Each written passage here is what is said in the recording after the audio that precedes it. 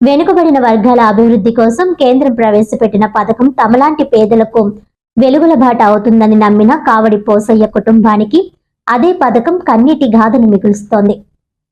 Kakinada collectorate ఆవరణంలో కొన్ని రోజులుగా నిలిచి ఉన్న సెప్టిక్ క్లీనర్ బండి దాని వెనుక దాగిన అన్యాయ గాథను మీడియా ముందుంచుతూ పోసయ్య కన్నీటి పర్యంతమయ్యారు. సబ్సిడీపై బండి ఇస్తామని ప్రభుత్వం ప్రకటించగానే ఇక మన కుటుంబానికి ఒక ఆధారం దొరుకుతుందేమో అనే ఆశతో పోసయ్య భార్య పోచమ్మ పేరుతో దరఖాస్తు చేసుకున్నారు. మొదటి నెలకు 32,000 రూపాయలు వాయిదా కట్టాలని అధికారులు చెప్పినా ఇతర లబ్ధిదారుల అనుభవాల వల్ల చివరికి నెలకు 5,000 రూపాయలు నిర్ణయించారని అంతా సరే అనుకొని ఇప్పటికై 5 నెలల వాయిదాలు చెల్లించడం జరిగిందన్నారు.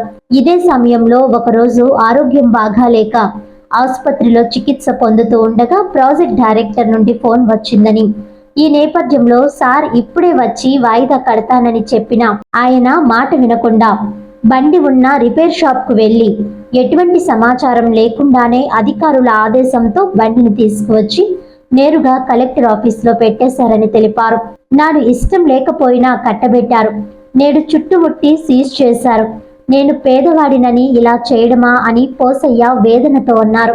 పథకం వల్ల తన కుటుంబానికే కాదు, తనతో పాటు గ్రూప్లో ఉన్న మరో 5గురికి కూడా సంక్షేమ పథకాలు నిలిచిపోయాయని, అందరూ ఇప్పుడు తన మీదే ఆధారపడి తిరుగుతున్నారని బాధపడ్డారు. ఎక్కడ అన్యాయం జరిగినా కలెక్టర్ గారినే ఆశ్రయిస్తాం కానీ కలెక్టరే సెప్టిక్ క్లీనర్ ట్యాంకు తీసుకురమ్మంటే మరి మేము ఎవరిని ఆశ్రయించాలనే మాటలు అక్కడున్న వారందరి హృదయాలను తాకాయి. వెనుకబడిన వర్గాలకు జీవనోపాధి కల్పించాలని ప్రభుత్వాలే ఇచ్చిన పథకం ఇప్పుడు వారిని మరిన్ని కష్టాల్లోకి నెడుతోంది. పిచ్చుకపై బ్రహ్మాస్త్రం నడిపినట్టు ఒక సెప్టిక్ ట్యాంక్ క్లీనర్ బండిని టార్గెట్ చేసి సీజ్ చేయడం ప్రజల్లోనూ తీవ్ర అసంతృప్తి రేపుతోంది. ప్రభుత్వమే ఇచ్చిన ఆశను అధికారులే ఇలా నాశనం చేస్తున్నారని చాలా మంది మండిపడుతున్నారు. మాకు న్యాయం చేయండి అంటూ పోసయ్య చివరకు కన్నీరు మున్నీరయ్యారు. ఓకే, నమస్తే అండి.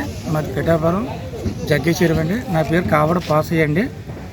మేము మున్సిపాలిటీ ద్వారా నుంచి మాకు ఈ వెహికల్ పెట్టుకుంటే మీకు బాగుంటుంది, మీకు కేంద్ర ప్రభుత్వం నుంచి మీకు ఆధార్ కార్డు రేషన్ కార్డు ఇస్తే మీకు ఉపాధి కల్పిస్తారు, మీరు పెట్టుకుని చెప్పారండి. పెట్టుకోమంటే మేము ఏం చేసామంటే 5 గ్రూప్ కూడా మా కాలనీ నుంచి 5 చొప్పున 25 మంది గ్రూప్గా మేము పెట్టుకోవడం జరిగిందండి. జరిగిన తర్వాత 3 సంవత్సరాలు పోయిన తర్వాత అయితే మీకు బళ్ళు సెలెక్ట్ అయినాయి, మీ ఆధార్ కార్డు మీ పాన్ కార్డులు ఇస్తే మీ పేరుని అన్నీ రెడీ అయిపోతానని చెప్పారండి. అది చెప్పిన ప్రకారంగా మేము అవి కూడా మా 5 గ్రూపులు 1 గ్రూపులు ఇమ్మన్నారని ఇచ్చామండి. ఇచ్చిన తర్వాత 6 నెలలు పోయిన తర్వాత మీరు కార్పొరేషన్ ఆఫీస్కి రావాలండి అన్నారండి. మేము అందరూ ఏకవై గ్రూపులు ఎంతమంది ఉన్నారు అంతమంది మీరు రావాలంటే అంతమంది వెళ్ళామండి. వెళ్ళిన తర్వాత అండి అయితే వెహికల్ మీకు ఇస్తున్నారు 31,000 అవుతుంది వెహికల్ అన్నారండి. అదేంటండమ్మా 31,000 ఏంటండి, అది శేషం అది కలిపి మొత్తం అంతా కలిపి ఎంతైనా 22 లక్షల రూపాయలు అవ్వచ్చండి అంటే అలా కాదమ్మా, ఇది గవర్నమెంట్ ప్రాసెస్ చేశారు 31 లక్ష ఖరీదు అది అన్నారండి. అయితే 31 లక్ష అన్నారండి. మరి వాయిదాకి అయితే 32,000 కట్టాలన్నారు. అయ్యి బాబాయ్ మేమేదో పూటగా పరిస్థితిగానే తెచ్చుకుని ఏదో బతుకోలేమండి. ఆ బండి మీద ఈ బండి మీద 5 గ్యాప్గాను చెప్పి టాకుల వ్యాపారం మీద మరి అలాంటిది 32,000 మేము కట్టలేమండి, మేము ఒక 5,000 ఒక 6,000 కట్టగలమండి అని కూడా చెప్పామండి. మన పీడీ మేడం గారికి ఈడీ మేడం గారికి కట్ట అందరు కలిపి చెప్తే సరే అయ్యా మీరు కాగితాల ప్రకారంగా రాసేవ్వండి అన్నారండి. కాగితాల ప్రకారంగా రాసి ఆ ప్రకారంగా మేము ఇచ్చామండి. ఇచ్చిన తర్వాత సరే మీకు బళ్ళు వచ్చినప్పుడు మేము చెప్తాము మీరు అప్పుడు రాండి అన్నారండి. అన్న తర్వాత మేము వెళ్ళిపోయామండి. పట్టుకొచ్చామన్నారు అని చెప్పారండి. అదేంటే కలెక్టర్ గారు పట్టుకొచ్చామంటాం ఏంటండి, బాగానే మీరు ఎంత కట్టమని ఒక 5,000 కట్టమని 6,000 కట్టమని 10,000 కట్టమని చెప్పాలి కానీ ఎంత అర్జెంట్గా వచ్చామంటాం ఏంటండి అని అడిగితే దానికి సమాధానం ఏం చెప్పలేదండి. చిన్న కాగితాలు అడిగితే ఇంటికి ఇచ్చారంటండి, చదువుకోలేదండి. ఆ కాగితం చదువుకోవాలన్నారు, చదువుకోలేదండి. నాకు ఆరోగ్యం బాగా హాస్పిటల్కి వెళ్ళండి, ఈ లోకాలు వచ్చేసి బండి ఎత్తారా ఎక్కడ ఉంది బండి ఇదిగోండి ఈ బండి అండి. ఈ బండి సెప్టీ ట్యాంక్ అండి. ఈ సెప్టీ ట్యాంక్ మీద మీ జీవాధార పథకం వస్తుంది అన్నారని దీని మీద పథకం చేసుకుంటున్నామండి. అయితే అమ్మ ఉప్పల్లో ఉందండి, దాన్ని రిపేర్ చేయిస్తున్నాను, బండి అవసరం అయితే నేను వచ్చి మాట్లాడతానని మన ఈడీ మేడం గారికి పీడీ మేడం గారికి చెప్పానండి. ఇప్పుడు మాకు సబ్సిడీ కట్టమంటున్నారు, 5 గ్రూప్ అన్నారు.